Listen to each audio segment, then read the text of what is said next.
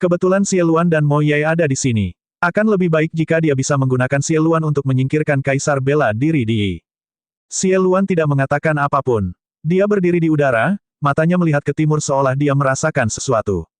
Di bagian timur Sekte Jimat-Jimat, Kaisar Bela Diri Di sedang berkultivasi dalam pengasingan. Saat ini, dia sepertinya merasakan sesuatu. Matanya tiba-tiba terbuka dan mengeluarkan dua cahaya yang sangat terang. Aura mengejutkan muncul dari tubuhnya. Siapa yang memata-mataiku? Kaisar Bela Diri Di berkata perlahan. Dalam Sekte Jimat-Jimat, ledakan, ekspresi Xie Luan tiba-tiba berubah. Aura kuat muncul dari tubuhnya tanpa sadar, tapi kemudian dia dengan cepat menahannya. Betapa kuatnya kultivasi. Saya tidak menyangka orang seperti itu akan lahir di wilayah Tandus Timur. Alis Xie Luan sedikit berkerut saat dia berbicara dengan nada serius. Lu Ming terkejut. Mungkinkah Kaisar Bela Diri Di begitu kuat? Bahkan Xie Luan serius. Lu Ming, Kaisar Bela Diri Di yang Anda sebutkan sangat kuat. Jika saya berada di puncak, saya bisa mengalahkannya. Tapi sekarang, saya bukan lawannya. Jangan main-main dengannya untuk saat ini. Beri aku waktu dan aku tidak akan takut padanya. Xie Luan berbicara perlahan, menyebabkan ekspresi Lu Ming, Bai Sijin, Du Songjue, dan yang lainnya berubah. Apakah Kaisar Bela Diri Di benar-benar kuat? Bahkan Xie Luan telah menanggapi masalah ini dengan sangat serius, dengan belak-belakan mengatakan bahwa dia bukan tandingan mereka. Baiklah, Lu Ming mengangguk. Dia tahu betul bahwa Xie Luan telah ditekan selama 30.000 tahun. Meski sudah sedikit pulih, kondisinya masih jauh dari puncaknya. Terlalu sulit untuk memulihkan kondisi puncaknya. Lu Ming, ayo kembali ke Aula Darah Dingin dan beristirahat selama beberapa hari sebelum menuju ke dataran utara. Jika Anda ingin bertarung di dataran utara, Anda bisa datang ke sini dalam 3 hari. Ayo pergi, kata Xie Luan pada Lu Ming. Kemudian, dia dan Mo Ye menginjak udara dan kembali ke Aula Berdarah Dingin melalui formasi teleportasi antar wilayah. Setelah itu, Lu Ming mengucapkan selamat tinggal pada Bai Sijin dan yang lainnya. Dia memegang tangan Xian Yanxing dan menuju ke kediaman Lu Yuntian dan Li Ping. Dalam beberapa hari berikutnya, Lu Ming tinggal di kediaman keluarga Lu. Ketika dia punya waktu, dia akan mengunjungi Huachi dan Sekte Pedang Mistik. 2 tahun lalu, Lu Ming telah meninggalkan sejumlah besar sumber daya. Setelah 2 tahun, semua orang mengalami kemajuan besar. Misalnya, Huachi dan Pang Xi sama-sama telah mencapai alam Raja Bela Diri. Ayahnya, Lu Yuntian, juga menjadi Raja Bela Diri. Di antara mereka, kedua muridnya, Zhuang Xiaoshan dan Zhuang Xiaorou, telah membuat kemajuan tercepat. Mereka telah mencapai tingkat lanjutan dari Kerajaan Bela Diri. Namun kemajuan ini masih jauh dari ekspektasi Lu Ming. Kali ini, Lu Ming meninggalkan lebih banyak sumber daya untuk keluarga Lu, Huachi, dan lainnya. Ada berbagai macam kristal niat, pil roh, ramuan roh, senjata roh, dan banyak lagi. 3 hari kemudian, Lu Ming, Yan Kuangtu, dan para tetua serta anggota pendiri Sekte Jimat-Jimat berkumpul di aula konferensi Sekte Jimat-Jimat. Lu Ming sedang duduk di kursi utama di bagian atas aula. Inilah yang sangat diminta oleh Bai Sijin, Du Songjue, dan yang lainnya.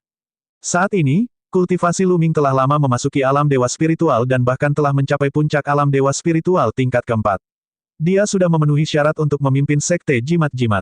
Oleh karena itu, Bai Sijin, Du Songjue, dan yang lainnya sangat meminta Lu Ming menjadi kepala sekte tersebut. Di masa depan, Sekte Jimat-Jimat akan secara resmi diserahkan kepada Lu Ming. Lu Ming awalnya adalah seorang Zonzi. Yang dimaksud Zonzi adalah ketika tingkat kultivasinya meningkat dan dia mampu mengambil alih, dia akan mampu menggantikan posisi pemimpin sekte. Meskipun budidaya Lu Ming saat ini masih kurang, Sekte Jimat-Jimat tidak memiliki kaisar. Oleh karena itu, kondisinya tidak terlalu tinggi. Itu benar. Lu Ming tidak menolak terlalu banyak dan menerimanya dengan tenang. Dia sangat membutuhkan kekuatannya sendiri sekarang. Senior, saya sudah menjelaskan situasi di benua tengah, silakan mengutarakan pendapat Anda. Kata Lu Ming. Zonzi, kami telah menutup benua timur dan terjebak di sini selama bertahun-tahun. Kami tidak tahu apa-apa tentang situasi di benua tengah. Anda lebih tahu dari kami. Kami akan mendengarkan Anda dan melakukan apapun yang Anda katakan. Kata Bai Sijin. Tuan tua ini juga memiliki niat yang sama. Kata Du Songjue. Haha, Lu Ming, aku akan melakukan apapun yang kamu katakan. Aku akan bertarung denganmu. Yan Kuangtu meneguk beberapa suap anggur dan tertawa. Kalau begitu aku akan memberitahumu pemikiranku. Saat ini, benua tengah sedang dalam kekacauan, semua kekuatan besar saling bertempur dan menyerang. Yang kuat akan menjadi lebih kuat dan yang lemah akan menjadi lebih lemah.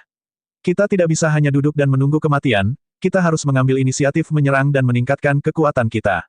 Saat ini, Saya telah membentuk aliansi dengan surga yang berdaulat dan kacau, dan juga dengan gunung terapung.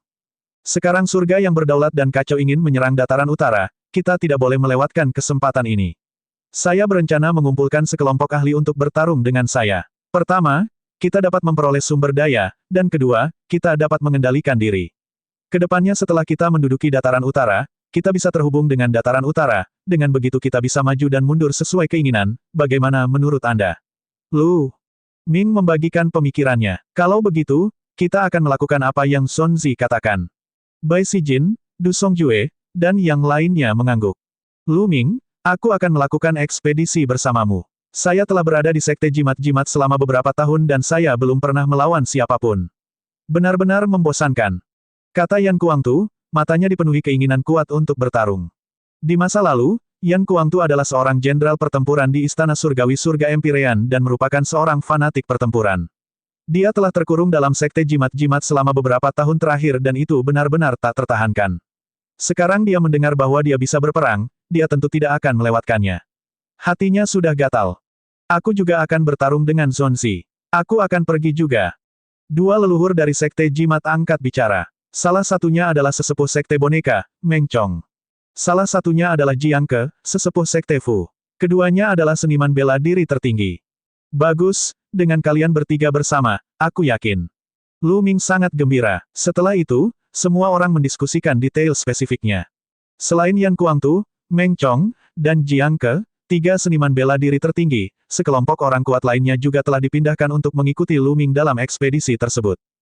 Beberapa generasi muda juga memilih untuk mengikuti Lu Ming sebagai bentuk pelatihan.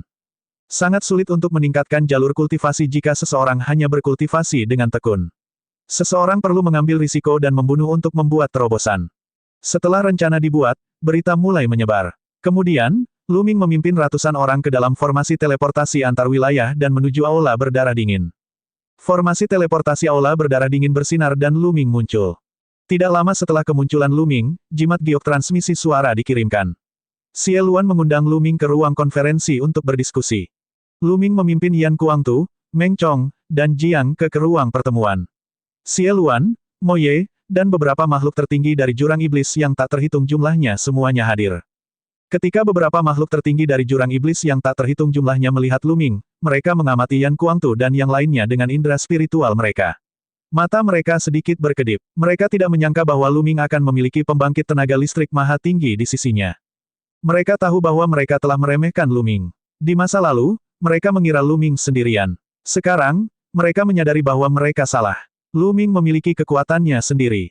Lu Ming, duduk. Xie Luan menunjuk ke kursi di sampingnya. Lu Ming tidak berdiri pada upacara dan duduk di samping Xie Luan. Izinkan saya memberitahu Anda tentang rencana selanjutnya. Lembah Dewa Iblis di dataran utara adalah rencana cadangan yang kutinggalkan. Namun 30.000 tahun telah berlalu, dan saya tidak mengetahui situasi sebenarnya. Pertama-tama aku akan bergegas ke Lembah Dewa Iblis sendirian dan mengendalikannya. Lu Ming akan bertanggung jawab atas tempat ini.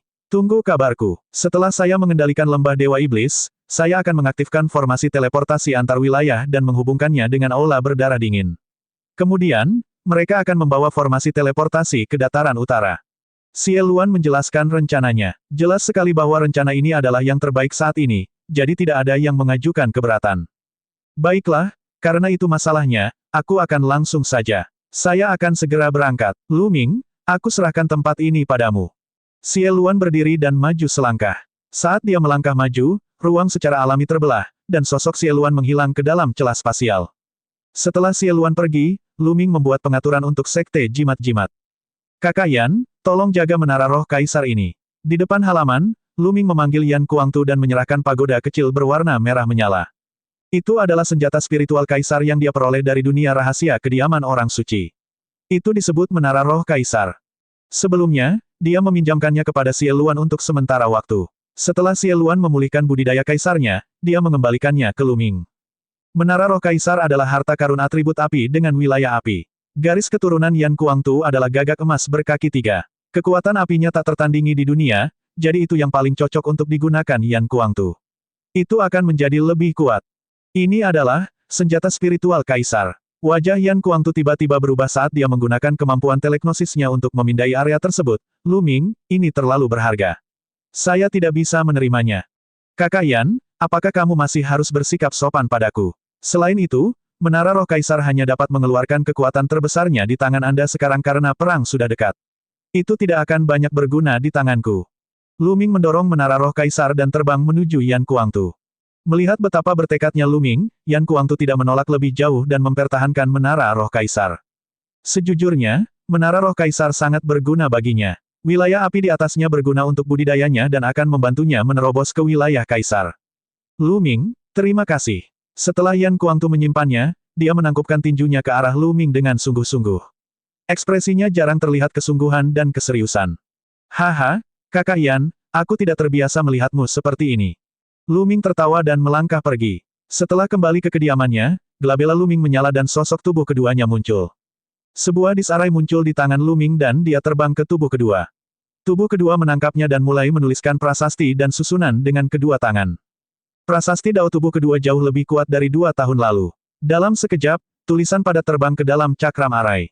Cakram susunan ini adalah yang diberikan oleh orang suci langit yang mendalam kepadanya di alam rahasia rumah orang suci. Selama tubuh keduanya mengendalikan cakram arai, dia bisa memasuki dunia rahasia rumah Sein dan mendapatkan warisan dari Sein langit yang mendalam. Segera, piringan susunan itu bersinar terang dan membentuk pusaran besar. Dia sedikit mengangguk pada Lu Ming, lalu melangkah ke dalamnya dan menghilang. Setelah tubuh kedua menghilang, pusarannya juga menghilang. Semuanya sudah siap. Lu Ming menunggu dengan tenang. Yang mengejutkan adalah tidak lama kemudian, Sekte Gunung Terapung mengirimkan 2 orang tertinggi, mengatakan bahwa mereka akan membantu Lu Ming dalam pertempurannya di dataran utara. Lu Ming tentu saja sangat gembira. Dengan 2 seniman bela diri agung lagi, kekuatan mereka secara alami lebih kuat. Waktu berlalu dengan cepat. Segera, 2 hari telah berlalu. Saat ini, Lu Ming menerima pesan dari Xie Luan. Itu sukses. Xie Luan telah berhasil menguasai Lembah Dewa Iblis. Semua orang di Lembah Dewa Iblis, termasuk Kaisar, telah menyerah padanya.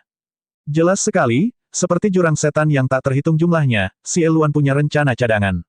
Kalau tidak, dia tidak akan mampu menundukkan Tuan dengan mudah. Selanjutnya, formasi teleportasi antar wilayah dihubungkan. Ayo pergi. Lu Ming melambaikan tangannya dan tentara berangkat. Sedangkan untuk aula berdarah dingin, hanya tersisa beberapa orang yang menjaganya. Lebih dari 100.000 tentara diteleportasi ke Lembah Dewa Iblis melalui formasi teleportasi. Lu Ming adalah kelompok terakhir yang berangkat bersama Yan Kuangtu dan yang lainnya. Lembah Dewa Iblis adalah salah satu dari 5 pasukan penguasa di dataran utara. Lembah ini sangat kuat dan memiliki seorang kaisar yang mengawasinya. Lembah ini terletak di pegunungan yang luas. Ada lembah yang tak terhitung jumlahnya dengan berbagai ukuran di dalamnya, dan energi iblis memenuhi udara, membuatnya cocok untuk dikembangkan oleh Dao Iblis. Pada hari kedua kedatangan Lu Ming di Lembah Dewa Iblis, pasukan berkumpul di sebuah lembah besar, dengan Xie Luan dan Lu Ming berdiri di garis depan. Selain mereka, ada 2 orang lainnya. Salah satunya adalah Mo Ye, dan yang lainnya adalah seorang lelaki tua kekar bernama Kuluo, Kaisar Lembah Dewa Iblis. Di lembah, segudang jurang iblis, Lembah Dewa Iblis, dan ahli sekte jimat yang dibawa Lu Ming berkumpul. Dataran utara memiliki total 5 kekuatan Tuan, masing-masing sangat kuat. Jika kita ingin menjatuhkan 4 kekuatan overload lainnya, kita harus menyerang secepat kilat. Saat ini, mereka masih belum mengetahui tentang Lembah Dewa Iblis. Jika kita menunggu mereka melakukan persiapan yang cukup, pertempuran kita akan menjadi jauh lebih sulit. Saya sudah berdiskusi dengan Komandan Lu. Dia dan saya masing-masing akan memimpin pasukan untuk menyerang 2 kekuatan. Saya akan memimpin angkatan darat sendirian dan bertanggung jawab atas tebing gelombang emas dan pagoda naga cahaya. Komandan Lu, Mo Ye, Kuluo, Anda akan memimpin pasukan besar dan bertanggung jawab atas sekte penusuk gunung dan suku 100 binatang buas. Hancurkan mereka secepat kilat, dengan begitu, dataran utara akan berada di bawah kendali kita. Xie Luan mengumumkan, ya, angkatan darat menerima perintah tersebut. Meskipun orang-orang dari Lembah Dewa Iblis, Kuluo, dan yang lainnya bingung mengapa Xie Luan membentuk aliansi dengan Lu Ming, mereka tidak bertanya banyak. Mereka hanya perlu mengikuti perintah Xie Luan. Ledakan, ledakan, ledakan, sebuah kapal perang besar muncul di langit. Lu Ming dan Xie Luan masing-masing mengambil 1 kapal perang dan terbang ke 2 arah berbeda. Sasaran pertama tentara Lu Ming adalah Sekte Penusuk Gunung. Serangan musuh. Saat mereka mendekati Sekte Penusuk Gunung, suara gemuruh keras terdengar. Di Sekte Penusuk Gunung, sinar cahaya yang tak terhitung jumlahnya bersinar saat formasi pelindung sekte tersebut meningkat. Aura meledak ketika sosok-sosok berkedip dan muncul di depan gerbang gunung Sekte Trenggiling. Ledakan, ledakan, ledakan. Kapal perang Lu Ming berhenti beberapa ribu mil jauhnya dari Sekte Trenggiling. Lu Ming adalah orang pertama yang keluar dari kapal, diikuti oleh pasukan yang padat. Mereka keluar dari kapal perang dan muncul di depan Sekte Trenggiling. Siapa yang datang? Mati! Raungan marah datang dari dalam Sekte Trenggiling. Aura menakutkan membubung ke langit dan menekan segala sesuatu dalam jarak puluhan ribu mil. Sesosok tubuh tinggi, diselimuti cahaya kuning, muncul di depan Sekte Trenggiling. Seorang kaisar. Jelas sekali, ini adalah kaisar dari Sekte Penusuk Gunung. Bang! Bang! Kuluo dan Mo Ye melangkah maju dan maju ke depan. Kekuatan kaisar berkembang dari tubuh mereka dan mendesak ke depan. Kaisar, dua kaisar. Banyak orang di Sekte Trenggiling berseru kaget. Sebenarnya ada dua kaisar berkumpul di luar Sekte Penusuk Gunung. Sepertinya mereka datang dengan niat buruk. Kuluo, itu kamu. Mengapa kamu membawa orang-orangmu ke Sekte Penusuk Gunungku? Kaisar Sekte Trenggiling memandang Kuluo dan bertanya dengan keras. Kaisar Wanshan, saya menyarankan Anda untuk memimpin seluruh Sekte Penusuk Gunung untuk menyerah. Jika tidak, Sekte Penusuk Gunung akan dihancurkan hari ini. Kuluo berkata dengan dingin. Haha, menyerah. Jangan pernah memikirkannya, Kuluo. Aku tahu itu. Anda adalah serigala dengan ambisi liar. Tidak ada gunanya bahkan jika Anda mendapat bantuan. Kemungkinan terburuknya, kita akan bertarung sampai mati hari ini. Kaisar Gunung yang tak terhitung jumlahnya tertawa mengejek. Jika kamu tidak menyerah, maka bertarunglah. Begitu Kuluo selesai berbicara, auranya meledak dan menjadi lebih menakutkan. Ledakan. Di sampingnya, Mo Ye juga meledak. Kekuatan seorang kaisar sangat besar dan perkasa. Ki iblisnya membentuk pilar ki iblis yang melonjak ke langit. Ledakan. Ledakan. Mo Ye dan Kuluo melangkah maju pada saat bersamaan. Bumi dan langit bergetar di bawah kaki mereka. Dua lampu iblis yang menakutkan melesat ke arah sekte yang menembus gunung. Dua ledakan yang mengguncang bumi terdengar. Seluruh sekte yang menembus gunung berguncang hebat seolah-olah ada gempa berkekuatan 10 skala Richter. Formasi pelindung sekte penusuk gunung bergetar hebat. Di bawah pemboman dua kaisar iblis, akhirnya tidak bisa menahan dan pingsan. Di dataran utara, tidak ada kultivator yang mahir dalam prasasti Dao, oleh karena itu, formasi pelindung sekte tidak terlalu kuat. Membunuh, mati. Segera setelah formasinya rusak, kaisar gunung yang tak terhitung jumlahnya meraung dan membubung ke langit. Gunung yang tak terhitung jumlahnya muncul di sekelilingnya, dan sepertinya ada ratusan gunung. Ini adalah wilayah kekuasaan kaisar pegunungan yang tak terhitung jumlahnya, yang dikenal sebagai wilayah pegunungan segudang. Wanshan, karena kamu sedang mencari kematian, aku akan mengirimmu pergi. Mati, Kuluo berteriak dengan dingin, dan cahaya iblis hitam tak berujung menyebar di sekelilingnya. Wilayah iblis. Pada saat yang sama, Mo Ye juga melepaskan wilayah iblisnya, dan bersama dengan Kuluo, mereka menyerang Kaisar Wanshan. Tiga penguasa segera memulai pertempuran sengit di langit. Fluktuasi yang mengerikan muncul di langit. Kuluo ini sangat kuat. Dia bahkan sedikit lebih kuat dari Mo Ye. Lu Ming mengangkat alisnya. Kekuatan tempur Kuluo sedikit lebih kuat dari Mo Ye, jadi dia mampu unggul hanya dalam beberapa gerakan. Membunuh. Pada saat ini, Lu Ming melambaikan tangannya dan tentara bergerak keluar, menyerbu menuju Sekte Trenggiling. Membunuh. Para murid Sekte Penusuk Gunung juga bergegas keluar. Kedua belah pihak terlibat dalam pertempuran sengit. Bas. Di samping Lu Ming, sinar merah menyala keluar. Itu adalah Yan Kuangtu, yang mengincar salah satu makhluk tertinggi. Itu adalah pria setinggi 3 meter dengan otot menonjol. Seluruh tubuhnya memancarkan cahaya kuning bersahaja. Dia juga menatap Yan Kuangtu. Membunuh. Pihak lain berteriak, dan kapak lebar muncul di tangannya, yang diayunkannya ke arah Yan Kuangtu. Tubuh Yan Kuangtu dipenuhi api saat dia melayangkan pukulan. Ledakan. Tinju yang menyala itu secara akurat mengenai kapak lebar itu. Kapak lebar itu bergetar hebat, dan sosok tinggi dan kekar dari pihak lain juga bergetar hebat, lalu mundur dengan liar. Membunuh. Kekuatan tempur Yan Kuangtu tidak ada bandingannya. Api yang mengerikan menyebar ke arah Lu Ming sambil terus membombardirnya dengan pukulan. Pihak lain mencoba yang terbaik untuk memblokir, tetapi dengan setiap gerakan yang dia blokir, dia akan terpaksa mundur beberapa langkah. Setelah beberapa gerakan, tubuhnya gemetar dan dia mengeluarkan seteguk darah. Matanya dipenuhi dengan keterkejutan. Mereka berdua adalah seniman bela diri tertinggi, tapi bagaimana kekuatan pertempuran Yan Kuangtu bisa begitu kuat? Meledak. Dia berteriak saat dia melakukan fusi garis keturunan. Namun, yang menantinya adalah badai serangan yang lebih dahsyat dari Yan Kuangtu. Yan Kuangtu berubah menjadi gagak emas berkaki 3. Dia mengepakkan sayapnya dan muncul di depan lawannya. Dia meraih dengan cakarnya dan memutuskan perpaduan garis keturunan. Kemudian, sayapnya seperti pedang surgawi yang menyala-nyala, memotong tubuh lawannya menjadi 2.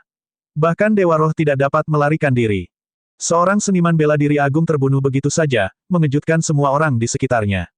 Membunuh. Setelah itu, Yan Kuangtu mengalihkan perhatiannya ke seniman bela diri agung lainnya dan menyerangnya. Bergandengan tangan, mari bergandengan tangan. Seniman bela diri tertinggi berteriak dan bergabung dengan seniman bela diri tertinggi lainnya untuk melawan Yan Kuangtu, tetapi mereka masih terjatuh.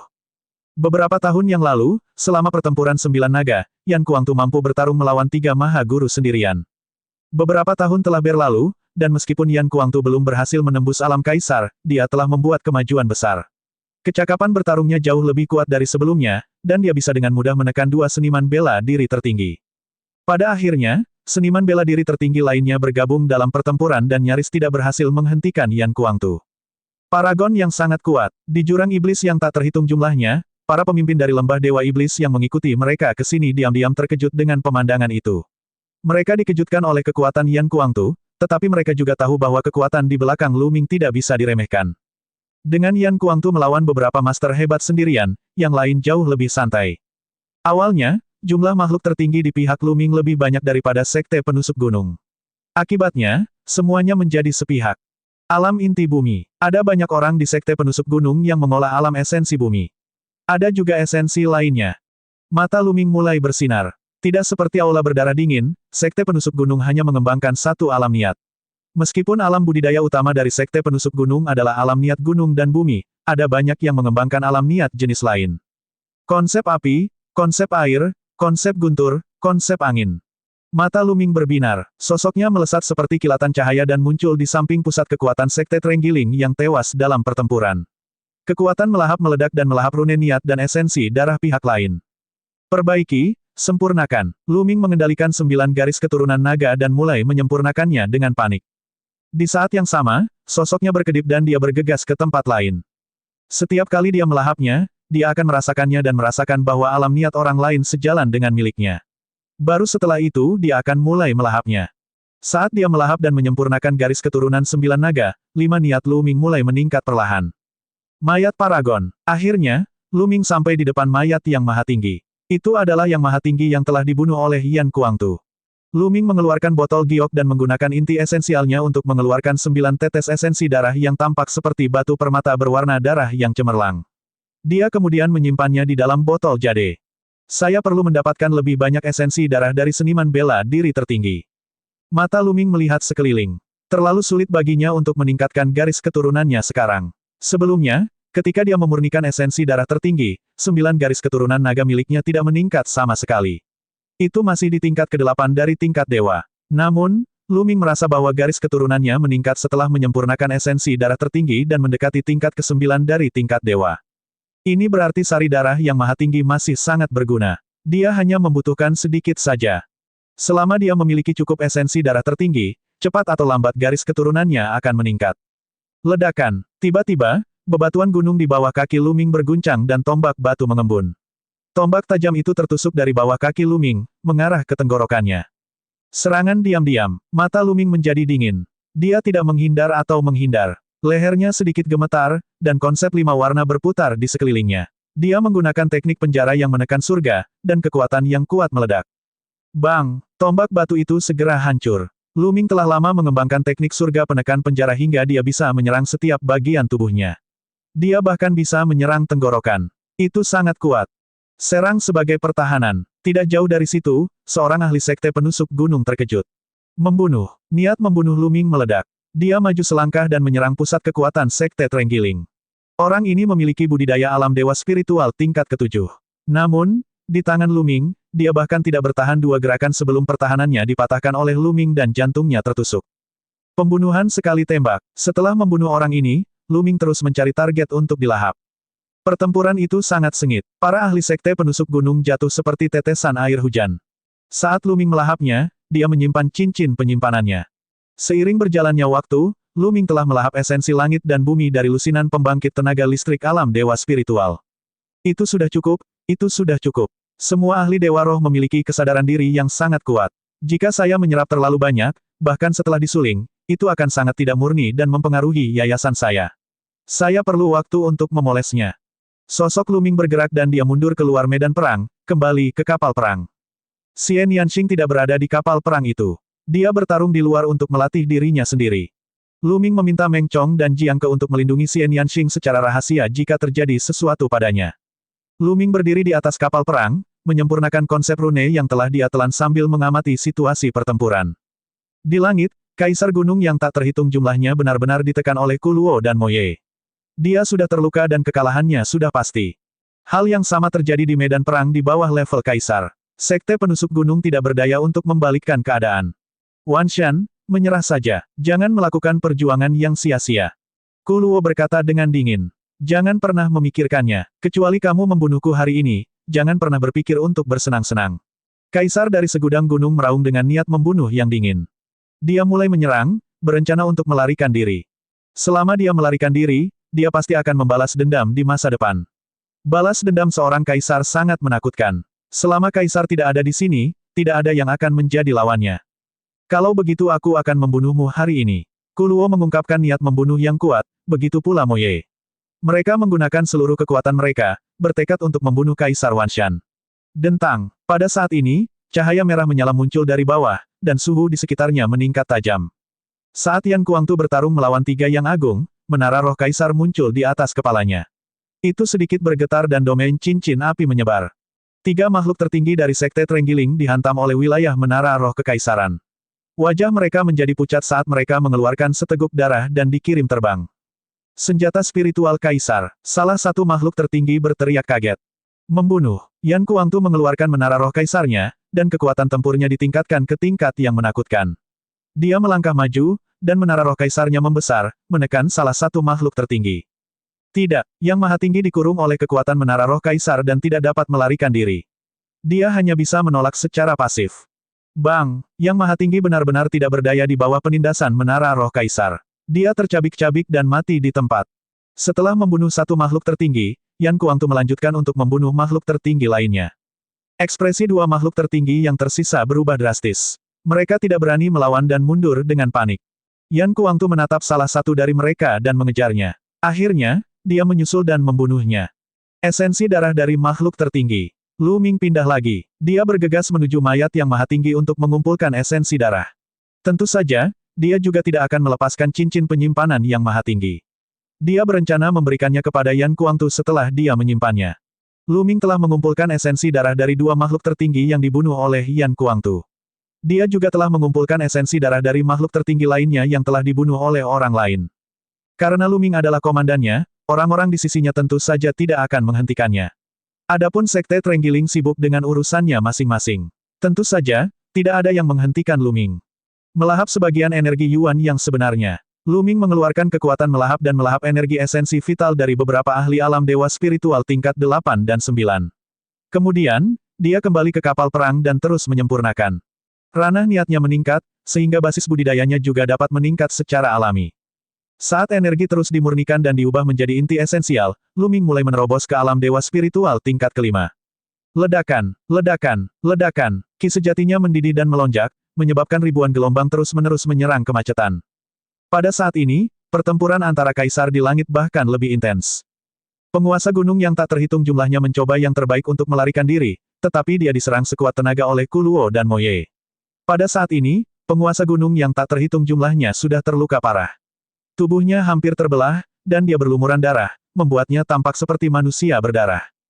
Kamu tidak bisa membunuhku. Meledak. Mata Kaisar Wan Shan dipenuhi kegilaan. Wilayah Wan Shan miliknya meledak, dan tubuh rohnya bersinar. Dengan suara gemuruh yang keras, tubuhnya benar-benar akan terbelah. Pada saat yang sama, wilayahnya meledak dengan dahsyat, dan kekuatan mengerikan menyapu Kuluo dan Moye. Orang gila ini. Kuluo dan Moye meraung marah. Kaisar gunung yang tak terhitung jumlahnya menggunakan metode melukai diri sendiri untuk memblokir mereka, mencoba memberi dirinya kesempatan untuk melarikan diri. Terlalu sulit membunuh kaisar yang mencoba melarikan diri. Bas, setelah memblokir Kuluo dan Moye, Kaisar Wan Shan mengambil kesempatan ini untuk melarikan diri. Namun, pada saat ini, pagoda raksasa berwarna merah menyala melesat dari langit dan menekan Kaisar Wan Shan. Itu adalah Yan Kuangtu. Pada saat kritis, dia bergegas membawa menara roh kaisar dan menyerang Kaisar Wan Shan. Sial, itu senjata kaisar. Mati. Kaisar Wan Shan meraung dan menyerang dengan kedua tangannya, menghantam menara roh kaisar. Menara itu berguncang hebat, dan Yan Kuangtu terpaksa mundur. Namun pada akhirnya, dia masih berhasil menghalangi Kaisar Wan Shan. Budidaya Yan Kuangtu sudah sangat dekat dengan ranah bela diri kerajaan. Dengan tambahan senjata spiritual raja, kekuatan tempurnya hampir tidak bisa menandingi seorang raja. Dengan penundaan singkat ini, Kuluo dan Mo Ye telah tiba. Wan Shan, nasibmu sudah diputuskan. Mati! Kuluo berteriak dan bergandengan tangan dengan Mo Ye, melancarkan serangan mengerikan yang menyelimuti Kaisar Wan Shan. Dentang, Yan Kuangtu mengendalikan menara roh Kaisar dan menyerang Kaisar Pegunungan lagi. Kaisar Wan Shan yang terluka parah dikelilingi oleh 3 ahli dan tidak dapat melarikan diri lagi. Darah Kaisar berceceran di cakrawala. Pada akhirnya, Kaisar Gunung yang tak terhitung jumlahnya dibunuh oleh 3 ahli yang kuat dan jatuh di langit di atas sekte penusuk gunung. Kaisar suatu generasi telah jatuh begitu saja. Melihat pemandangan ini, Lu Ming masih kaget. Jadi bagaimana jika dia adalah seorang kaisar? Jadi bagaimana jika dia mendominasi benua hutan belantara ilahi? Bukankah dia masih terjatuh? Dan ini adalah daratan hutan belantara dewa, daratan luar negeri, daratan yang lebih besar, dan bahkan pusat alam primordial. Benua Yuan lebih berbahaya dan memiliki kultivator yang lebih kuat. Bahkan dengan budidaya kaisar, mereka bisa mati jika bergerak, tidak mampu melindungi diri mereka sendiri. Menjadi kaisar bukanlah tujuanku. Saya perlu naik ke alam yang lebih tinggi. Kalau tidak, aku bahkan tidak bisa melindungi diriku sendiri, apalagi keluargaku. Saat ini, mata Lu Ming berbinar. Hati dan visinya menjadi lebih tinggi. Di masa lalu, tujuannya adalah menerobos alam kaisar dan membunuh Di. Namun kini, tujuannya tidak terbatas pada kaisar saja. Tujuannya adalah menjadi orang suci, atau bahkan orang suci. Mungkin hanya dengan mencapai tingkat kultivasi yang dapat mendominasi alam primordial seseorang dapat benar-benar mengendalikan nasibnya sendiri dan melindungi keluarganya. Lu Ming menghela nafas dalam hatinya. Kaisar sudah mati. Nenek moyang lama telah jatuh. Para murid dan tetua sekte penusuk gunung berteriak ketika mereka melihat pemandangan ini. Beberapa dari mereka ketakutan, sementara yang lain sedih. Kaisar Gunung Segudang telah mati. Kenapa kamu masih belum menyerah? Kuluo berdiri tinggi di langit dan melihat ke bawah. Suaranya menyebar ke seluruh sekte penusuk gunung, dan tekanan kaisar yang besar menutupi sekte penusuk gunung, membuat orang sulit bernapas. Saya menyerah. Saya bersedia menyerah. Saya juga menyerah. Setelah kaisar terbunuh, banyak murid dan pusat kekuatan sekte penusuk gunung akhirnya kehilangan keberanian untuk bertarung dan menyerah. Kamu pengkhianat, apakah kamu sudah melupakan kebaikan kaisar kepadamu? Ada juga orang yang lebih pantang menyerah dan lebih memilih mati daripada menyerah, sehingga secara alami mereka dibunuh di tempat. Ini adalah perang, dan tidak ada seorang pun yang berhati lembut. Melihat ini, lebih banyak orang dari sekte penusuk gunung yang menyerah. Selanjutnya, mereka merapikan medan perang dan membuat pengaturan setelahnya. Lu Ming tidak berpartisipasi. Dia duduk bersila di kapal perang dan fokus pada penyempurnaan konsep rune dan energi untuk menerobos ke alam berikutnya. Ledakan. Tidak lama kemudian, aura kuat keluar dari tubuh Lu Ming dan membubung ke langit, menarik banyak pandangan. Kamu sudah menerobos. Kuluo, Mo Ye, dan pembangkit tenaga listrik lainnya memandang Lu Ming dengan keterkejutan di mata mereka. Dia hanya berkeliaran di medan perang sekali, dan budidayanya benar-benar telah menembus. Lebih jauh lagi, dia sebenarnya telah menembus alam dewa spiritual tingkat kelima di usia yang begitu muda. Ini sungguh mengejutkan. Aura Lu Ming meledak tetapi dia menariknya kembali di saat berikutnya. Namun, dia tidak mengakhiri budidayanya. Sebaliknya, dia terus menyempurnakan konsep rune yang telah dia telan. Dia telah melahap maksud dari lusinan ahli. Mereka setidaknya berada di alam dewa spiritual tingkat 6 ke atas. Pemahamannya tentang alam langit dan bumi sangat mendalam. Lu Ming harus berusaha keras untuk menyempurnakannya. Setengah jam kemudian, medan perang telah dirapikan, dan angkatan darat telah berkumpul, siap untuk melawan kekuatan berikutnya, suku 100 binatang. Kecepatan sangat penting dalam perang, jadi mereka harus segera berangkat. Pada saat ini, Lu Ming telah menyelesaikan penyempurnaannya. Dia berdiri dan pergi ke depan angkatan darat. Ayo pergi ke suku 100 binatang. Lu Ming memberi perintah. Angkatan darat sekali lagi menaiki kapal perang, dan mereka berangkat ke suku 100 binatang. Adapun orang-orang dari sekte penusuk gunung yang telah menyerah, mereka semua telah diukir dengan formasi di lautan kesadaran mereka. Mereka akan mengikuti mereka untuk melawan suku 100 binatang, hanya menyisakan beberapa orang untuk menjaga markas utama sekte penusuk gunung. Kapal perang itu menerobos udara dan terbang menuju suku 100 binatang dengan kecepatan yang mencengangkan. Lu Ming duduk bersila di salah satu ruangan di kapal perang dan terus menyempurnakan konsep rune. Dalam sekejap mata, setengah hari telah berlalu. Kapal perang itu sudah mendekati suku 100 binatang. Pada saat ini, Lu Ming akhirnya menyempurnakan semua rune niat yang telah dia telan. Konsep angin, api, guntur, dan air semuanya telah mencapai tingkat atas tingkat 4. Konsep bumi juga telah mencapai puncak tingkat terbawah tingkat 4. Hanya selangkah lagi dari tingkat atas level 4. Kultivasi saya juga meningkat ke tingkat kelima alam dewa spiritual. Peningkatan kali ini sungguh besar. Namun, Aku meningkat terlalu cepat dan sekarang dipenuhi dengan ketidakmurnian. Landasan saya tidak stabil dan saya tidak dapat terus melahap dan meningkatkan kultivasi saya dalam waktu singkat. Saya perlu memoles dan menstabilkan yayasan saya.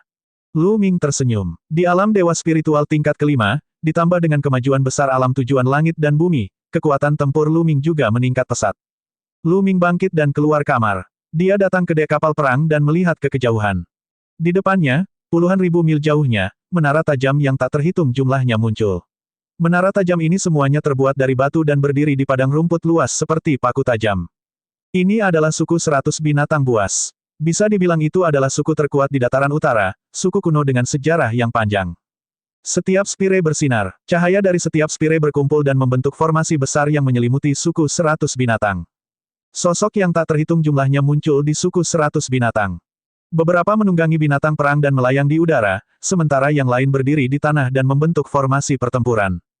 Terlepas dari apakah mereka laki-laki atau perempuan, mereka semua sangat kuat, kekar, dan penuh keberanian. Jelas sekali bahwa suku 100 binatang telah menerima berita tentang pertempuran di Sekte Penusuk Gunung dan telah membuat persiapan sebelumnya. Kapal perang itu berhenti. Lu Ming dan yang lainnya terbang keluar dari kapal perang dan berhenti di depan suku 100 binatang. Ledakan, ledakan, dua aura menakutkan meledak. Kuluo dan Mo Ye melangkah keluar, dan kekuatan kaisar mereka menyebar ke arah suku 100 binatang. Pada saat ini, aura juga muncul dari suku 100 binatang. Seorang pria parubaya kekar melangkah keluar dan melayang di udara. Tubuhnya memancarkan aura yang mengejutkan. Tanpa diragukan lagi, ini adalah seorang kaisar, pemimpin dari suku 100 binatang, Kaisar Barbar. Kuluo, itu benar-benar kamu, tapi menurutku kamu tidak memiliki nafsu makan yang besar. Pertama, Anda menghancurkan Sekte Penusuk Gunung, dan sekarang, Anda telah datang ke suku 100 binatang buas saya. Tampaknya Anda adalah seorang prajurit Dewa Surga yang kacau. Kata Kaisar Barbar. Sebelumnya, Xie Luan juga memimpin pasukannya untuk menyerang pasukan lain. Jelas sekali bahwa Kaisar Barbar sudah mengetahui asal-usul mereka. Kaisar Barbar, karena kamu sudah mengetahuinya, aku menyarankan kamu untuk menyerah. Jika tidak, kamu akan berakhir seperti Sekte Penusuk Gunung. Kuluo berkata dengan dingin. Haha, suku 100 binatang telah ada selama bertahun-tahun yang tak terhitung jumlahnya. Kami tidak pernah menyerah sebelum berperang. Jika Anda ingin menyerang kami, ayo bertarung. Kaisar Barbar tertawa, suaranya sangat mendominasi. Dengan itu, tongkat kuning berkilau muncul di atas kepala Kaisar Barbar. Itu melayang di atas kepala Kaisar Barbar dan tumbuh dengan cepat, mengeluarkan fluktuasi yang mengejutkan.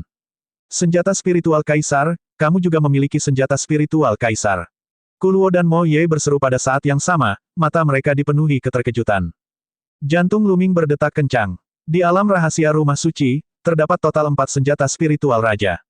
Dia telah memperolehnya, sedangkan Yang Potian, Tuo Basi, dan Biksu Liang masing-masing memperolehnya. Lu Ming mengalihkan pandangannya ke sekeliling dan memang, dia melihat Tuo Basi di depan suku 100 binatang. Tuo Basi berasal dari suku 100 binatang buas, jadi dia pasti mendapatkan senjata spiritual Kaisar ini dari dunia rahasia kediaman orang suci. Ayo berjuang, bahkan jika suku 100 binatang dikalahkan, kamu tidak akan memiliki waktu yang mudah. Mata Kaisar Barbar menunjukkan ekspresi jahat. Ekspresi Kuluo dan Mo Ye sangat serius. Kekuatan tempur Kaisar Barbar sudah sangat kuat, bahkan sedikit lebih kuat dari Kuluo. Dengan tambahan senjata spiritual Kaisar, kekuatan tempurnya menjadi lebih kuat. Bahkan jika keduanya bergabung, mereka mungkin tidak akan bisa menang. Bahkan dengan tambahan Yan Kuangtu, yang kekuatan tempurnya baru saja mencapai ranah Kaisar, masih sulit untuk mengatakannya. Bahkan jika mereka bisa menang, jika Kaisar Barbar mempertaruhkan nyawanya, bukan tidak mungkin dia akan menyeret mereka ke bawah bersamanya. Bahkan jika mereka bisa memenangkan pertempuran ini, itu akan menjadi kemenangan yang sangat besar. Namun, saat ini, dia tidak punya pilihan selain bertarung. Kaisar Barbar, karena kamu begitu keras kepala, kami hanya bisa melawan dan menghancurkan suku 100 binatang buasmu. Kuluo berbicara dan melangkah maju, niat bertarungnya semakin kuat. Tunggu sebentar, pada saat ini, Lu Ming tiba-tiba berbicara. Kuluo mengerutkan kening dan menatap Lu Ming, sedikit ketidaksenangan di matanya. Tetapi memikirkan kata-kata Xie Luan, dia menahan diri dan menghentikan langkahnya. Lu Ming melangkah keluar dan maju ke depan. Sebagian besar orang dari suku 100 binatang sedang melihat ke arah Lu Ming. Mereka diam-diam terkejut. Mereka tidak mengetahui latar belakang Lu Ming. Dia sebenarnya bisa membuat kaisar mendengarkan perintahnya. Terdengar suara, tunggu sebentar, menghentikan salah satu kaisar. Lu Ming, itu dia. Di suku 100 binatang, Tuo Basi mengenali Lu Ming.